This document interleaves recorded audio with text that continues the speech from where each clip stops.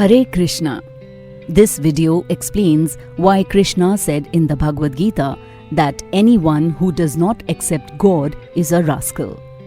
The 7th chapter, Krishna says that those miscreants who are grossly foolish, who are lowest among mankind, whose knowledge is stolen by illusion, and who partake of the atheistic nature of demons, do not surrender unto me. Krishna says in the Bhagavad-gītā that simply by surrendering oneself unto the lotus feet of the Supreme Personality of Godhead, Lord Krishna, one can surmount the stringent laws of material nature. At this point, a question arises. How is it that educated philosophers, scientists, businessmen, administrators, and all the leaders of ordinary men do not surrender to the lotus feet of Śrī Kṛṣṇa, the all-powerful personality of Godhead? Mukti, or liberation from the laws of material nature, is sought by the leaders of mankind in different ways and with great plans and perseverance for a great many years and births. But if that liberation is possible by simply surrendering unto the lotus feet of the Supreme Personality of Godhead, then why don't these intelligent and hard-working leaders adopt this simple method? The Gita answers this question very frankly.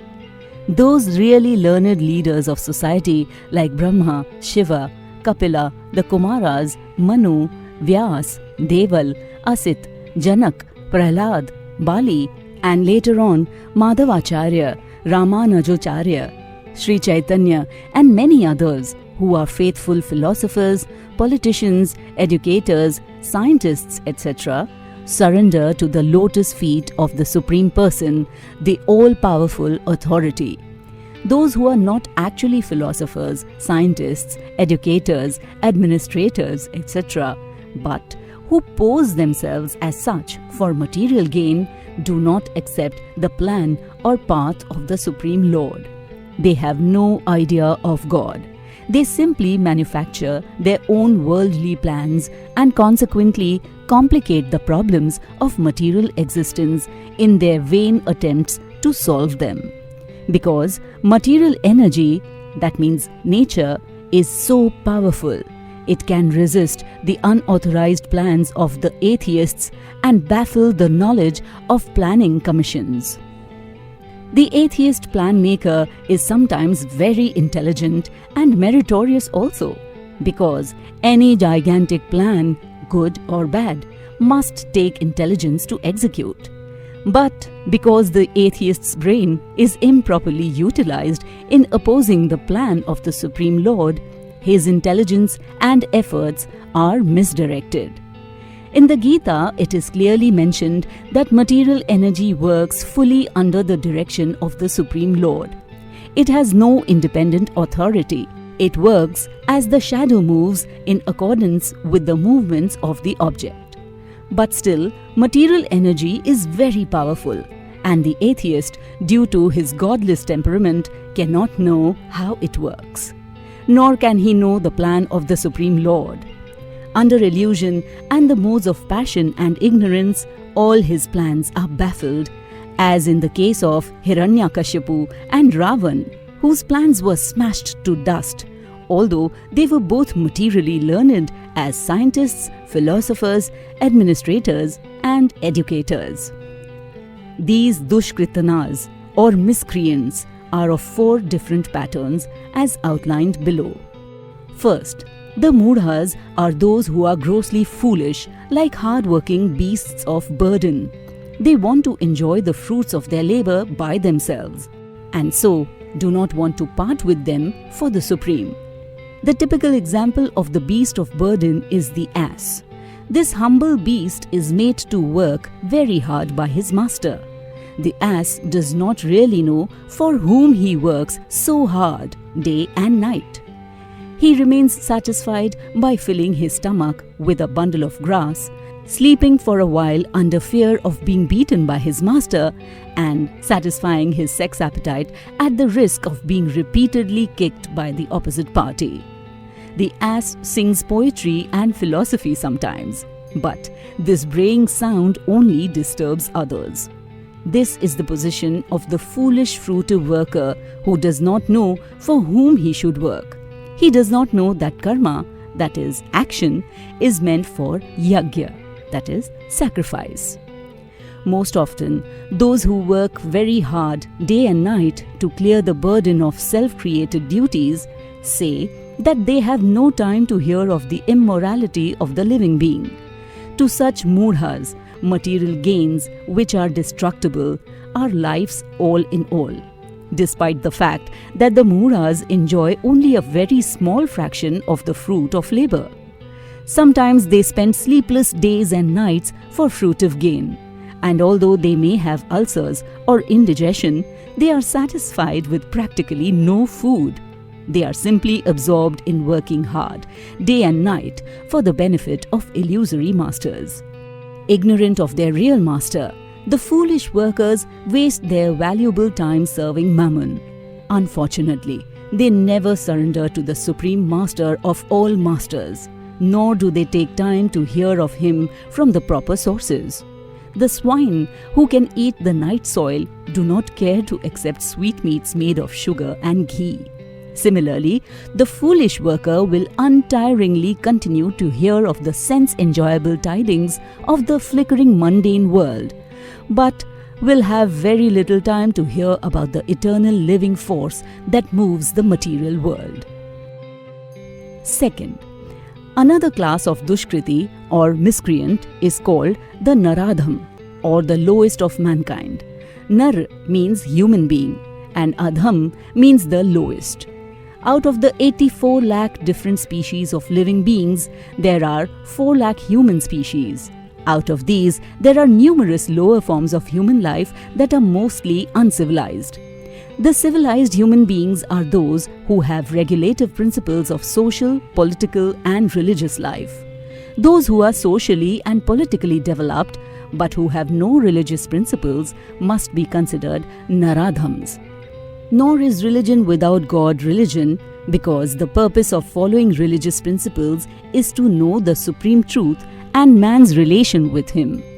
In the Gita, the personality of Godhead clearly states that there is no authority above him and that he is the supreme truth. The civilized form of human life is meant for man's reviving the lost consciousness of his eternal relation with the supreme truth, the personality of Godhead, Śrī Kṛṣṇa, who is all-powerful. Whoever loses this chance is classified as a naradham. We get information from revealed scriptures that when the baby is in the mother's womb, an extremely uncomfortable situation, he prays to God for deliverance and promises to worship him alone as soon as he gets out. To pray to God when he is in difficulty is a natural instinct in every living being because he is eternally related with God. But after his deliverance, the child forgets the difficulties of birth and forgets his deliverer also, being influenced by Maya, the illusory energy. It is the duty of the guardians of children to revive this divine consciousness dormant in them. The 10 processes of reformatory ceremonies, as enjoyed in the Manusmriti, which is the guide to religious principles, are meant for reviving God consciousness in the system of Varnashram. However, no process is strictly followed now in any part of the world, and therefore 99.9% of the population is Naradham. When the whole population becomes Naradham, naturally all their so-called education is made null and void by the all-powerful energy of physical nature. According to the standard of the Gita, a learned man is he who sees on equal terms the learned Brahman, the dog, the cow, the elephant, and the dog-eater. That is the vision of a true devotee. Sri Nityanand Prabhu, who is the incarnation of Godhead as Divine Master, delivered the typical Naradhams, the brothers Jagai and Madhai, and showed how the mercy of a real devotee is bestowed upon the lowest of mankind. So the Naradham, who is condemned by the personality of Godhead, can again revive his spiritual consciousness only by the mercy of a devotee. Sri Chaitanya Mahaprabhu, in propagating the Bhagavad Dharma or activities of the devotees, has recommended that people submissively hear the message of the Personality of Godhead. The essence of this message is Bhagavad-gītā. The lowest amongst human beings can be delivered by this submissive hearing process only. But unfortunately, they even refuse to give an oral reception to these messages. And what to speak of surrendering to the will of the Supreme Lord? Naradhams, or the lowest of mankind, willfully neglect the prime duty of the human being. Naradhams, or the lowest of mankind, willfully neglect the prime duty of the human being. Third, the next class of Dushkriti is called Mayaya Parta Jnana, or those persons whose erudite knowledge has been nullified by the influence of illusory material energy. They are mostly very learned fellows, great philosophers, poets, literati, scientists, etc. But the illusory energy misguides them, and therefore they disobey the Supreme Lord. There are a great number of Mayaya Parta Jnana at the present moment, even amongst the scholars of the Bhagavad-gītā. In the Gita, in plain and simple language, it is stated that Śrī Kṛṣṇa is the Supreme Personality of Godhead. There is none equal to or greater than him. He is mentioned as the father of Brahma, the original father of all human beings. In fact, Śrī Kṛṣṇa is said to be not only the father of Brahma, but also the father of all species of life. He is the fountainhead of everything, and everyone is advised to surrender unto his lotus feet. Despite all these clear statements, the Mayaya Parta Jnana deride the personality of the Supreme Lord and consider him merely another human being. They do not know that the blessed form of human life is designed after the eternal and transcendental feature of the Supreme Lord. All the unauthorized interpretations of the Gita by the class of Mayaya Parta Jnana outside the purview of the Parampara system are so many stumbling blocks on the path of spiritual understanding. The deluded interpreters do not surrender unto the lotus feet of Śrī Kṛṣṇa, nor do they teach others to follow this principle. Fourth, the last class of Dushkriti is called Asuram Bhavam Ashritaha, or those of demonic principles. This class is openly atheistic. Some of them argue that the Supreme Lord can never descend upon this material world, but they are unable to give any tangible reasons as to why not.